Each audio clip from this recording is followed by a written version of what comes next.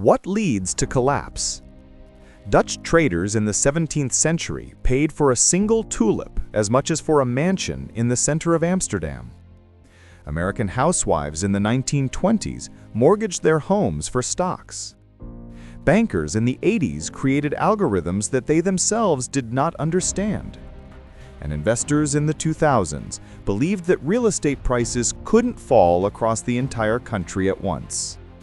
Every time they said the same thing. This time, everything is different. But the formula for collapse remained unchanged. Today, we will look at 4 symptoms of financial fever, the 4 horsemen of the economic apocalypse who always ride in the same harness. Let's start from the most unexpected place, from a flower market 400 years ago, because it was there that the matrix of all future catastrophes was born. 1634. The Dutch Republic is experiencing its finest hour. Their merchant fleet controls half of the world's shipping. The newly formed East India Company is bringing in fabulous dividends, and the stock exchange in Amsterdam becomes the financial heart of Europe. The golden age in all its glory. But here's the paradox. In the midst of economic triumph, citizens of the world's richest country are going crazy for onions. The tulip came to the Netherlands from the Ottoman Empire as an expensive exotic plant. The sultans used them to decorate their palace gardens, and European nobility saw the bright buds as a way to demonstrate status. It's logical that rarity is always expensive. Initially, 1 pound of quality bulbs cost as much as a month's wages for a good carpenter. Translated into today's money, this is approximately $2,000. And then a metamorphosis happened. Traders realized that they could make money not only from the flowers themselves, but also from reselling them. The first speculators appeared, people who bought bulbs not for beauty, but for profit. Prices began to rise, attracting new players. Meanwhile, Dutch financiers invented a revolutionary instrument: futures. Now it was possible to trade promises. Buy the right to receive tulips in 6 months at today's price. But if by that time flowers had become more expensive, the contract itself turned into a source of enormous profit. And then began the madness that would be repeated centuries later in America, Japan, Russia, and hundreds of other countries. People weren't selling flowers. They were selling pieces of paper with stamps, a financial pyramid, where fragile onions lay at the base, and at the top are millions of people. One variety of tulip, called Semper Augustus, reached a price of 13,000 florins per bulb. This is the price of a luxury mansion on Amsterdam's main canal. For 1 flower, you could buy a house, a carriage, 2 horses, and servants for a year in advance. Innkeepers accepted onions instead of money. Craftsmen left their workshops to become tulip dealers. Even sailors and stevedores discussed the prices of rare varieties. And theorists explained this with iron logic. Tulips are unique, beautiful, and their numbers are limited by nature. Demand is only growing. Elementary economics. Plus, even if the bubble bursts, the flowers themselves will always remain. In the worst case, you will have to wait for the new harvest. The risks seemed minimal. Classic type I error. To accept wishful thinking as reality and ignore the obvious disproportion between price and real value. February 1637. At another auction in the city of Haarlem, several bulbs failed to find buyers at the stated price. Nothing special, just a normal market correction. But crowd psychology works on the domino principle. If someone is not willing to pay yesterday's price, then it is too high. And if it is overpriced here, then why not everywhere? The market collapsed by 90% in a week.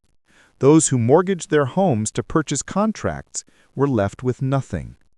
Tulips returned to their role as common garden plants, and the Netherlands got its first lesson in what happens when mass euphoria replaces sober calculation. The first symptom of impending collapse. The moment when assets are bought not for their function, but in the hope of reselling them at a higher price.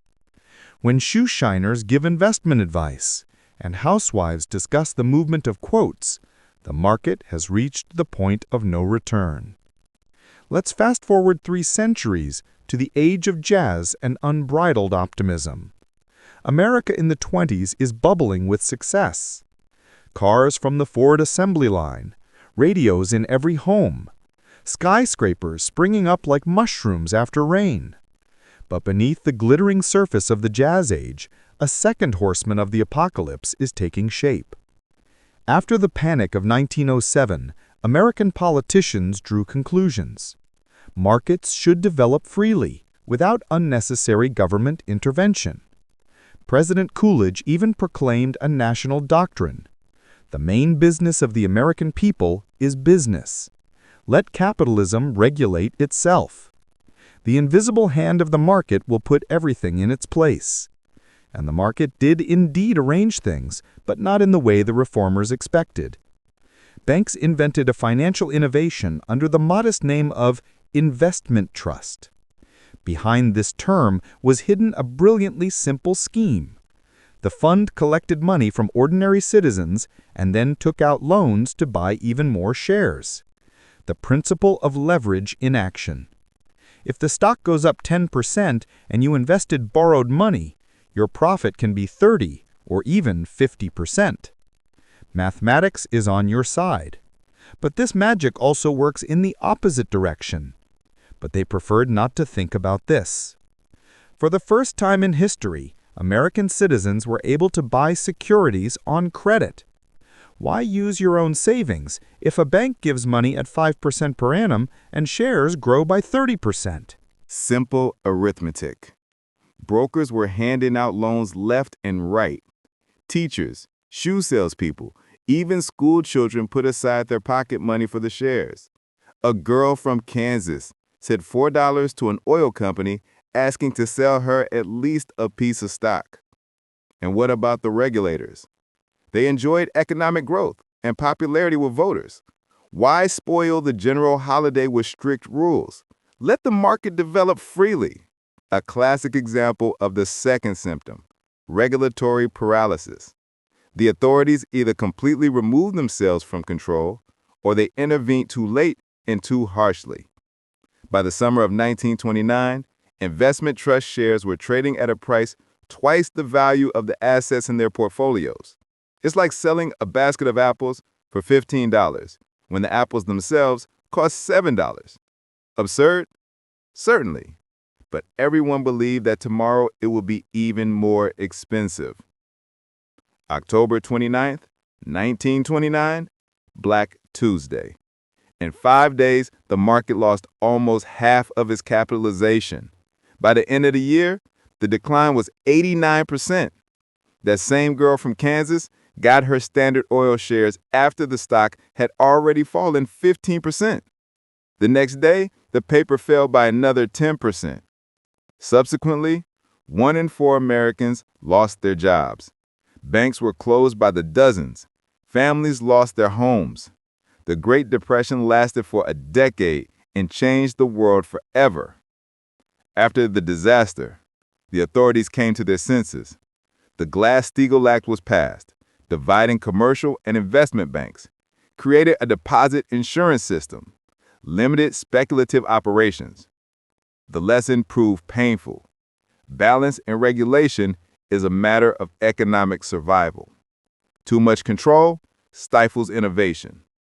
Too soft allows risks to accumulate to a critical mass. But memory is short, and in half a century, the same mistake will await the new generation. 80s, the era of the film Wall Street. Golden suspenders and the mantra, greed is good.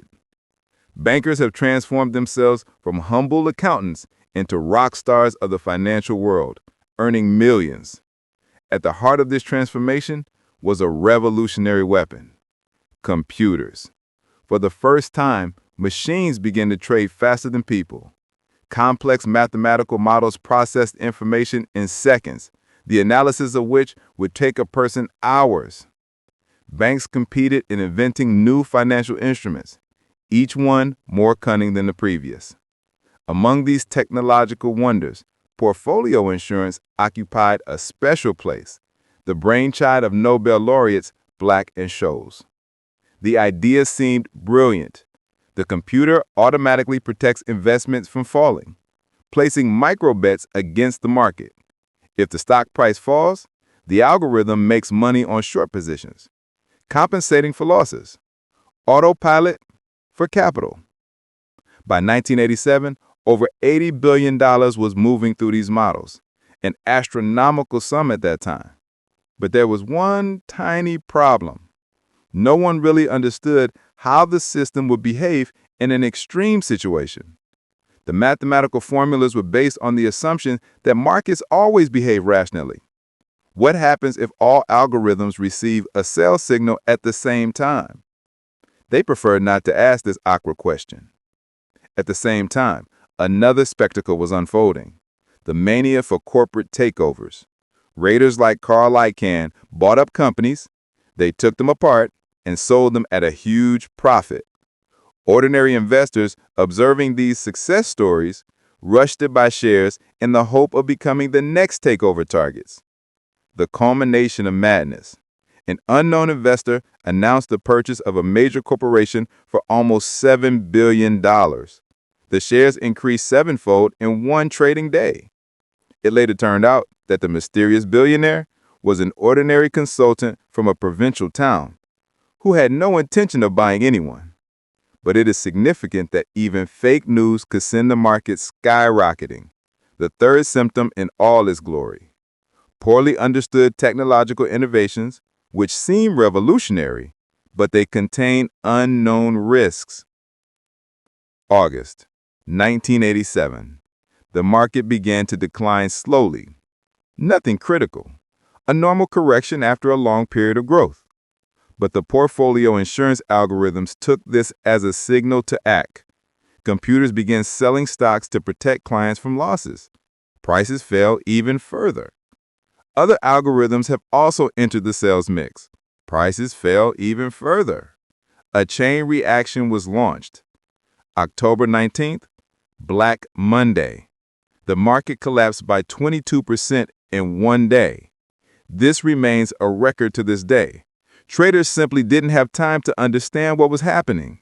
Machines traded faster than thought, and their creators watched helplessly as their brainchild was devoured by the market. The lesson turned out to be harsh. Any innovation that is not understood even by its creators, sooner or later there will be a catastrophic failure.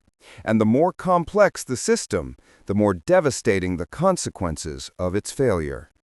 But humanity has not learned its lesson. It simply created even more complex systems. 2,000 years. After the dot-com crash, investors are looking for a safe haven and find it in real estate. What could be more reliable than a roof over your head?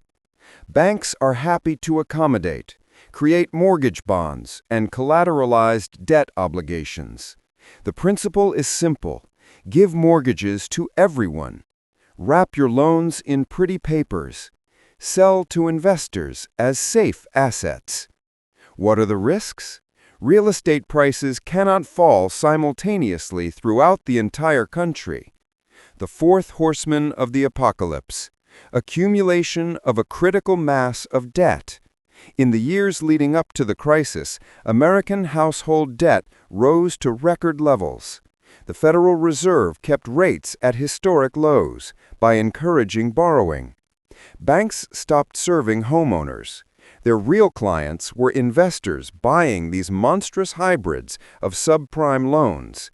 And again the mantra: this time everything is different. We have learned the lessons of the past. Risks are diversified. September 15, 2008. Lehman Brothers, one of the world's largest investment banks, declares bankruptcy after 150 years in business. The dominoes began to fall. Unemployment has exceeded 10%. Entire neighborhoods have turned into ghost towns. The global economy is frozen in anticipation of the end of the world. The subprime crisis showed that when all four horsemen ride together, the consequences become systemic. The four symptoms of financial fever almost never act separately. They form a system of mutual reinforcement. Mass euphoria prevents regulators from making unpopular decisions. Weak regulation allows dubious innovations to flourish. Technological innovations create the illusion of control over risks. And belief in the uniqueness of the moment blocks the memory of past mistakes. It is this combination that turns a normal market correction into a full-scale disaster. Today, we're seeing familiar symptoms: cryptocurrency roller coasters, regulatory uncertainty in fintech, AI algorithms few understand, and an army of experts explaining why this time is different. History does not repeat itself literally, it rhymes, and those who remember the old melodies manage to hear familiar chords long before the collapse. 4 centuries of market disasters have taught us the main thing. Cycles are as inevitable as the changing seasons. Attempts to prevent them often only make the problem worse. But knowing the symptoms gives an advantage. When you see mass insanity, regulatory chaos, incomprehensible innovations, and a belief in the singularity of the moment, it is a signal to be especially cautious. The best defense against a crisis is not trying to predict it, but being prepared for it. A diversified portfolio, a financial safety net, multiple sources of income, and an understanding of the simple truth: all growth comes to an end. History teaches us not to fear crises, but to respect them. After each crash, the markets recovered and reached new heights, and those who maintained calm and capital during times of chaos had the best opportunities for future growth. The next crisis is sure to come. The only question is, will you be ready to meet him?